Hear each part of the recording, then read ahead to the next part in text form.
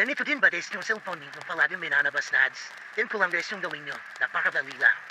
Itong black screen nito guys is ads to guys. Ads pati itong white. Ads din yung guys. Ads ng cellphone.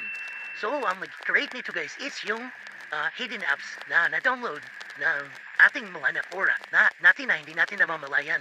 Ganun guys. Hindi siya makikita dito guys. Ayan o. Di sa dito makikita yung application na yun. Makikita natin.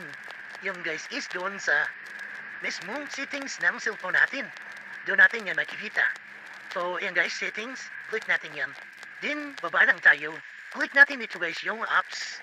Yan, click natin. Then, click natin yung which apps. Ito malabo guys. Kasi yan dito guys, yung application mismo na hindi natin nakikita doon sa screen natin sa panel. Oh. So, hanapin natin guys, yan. Score niyo lang yung mga cellphone niyo. Ganito yung application, mga application na naka-download. Score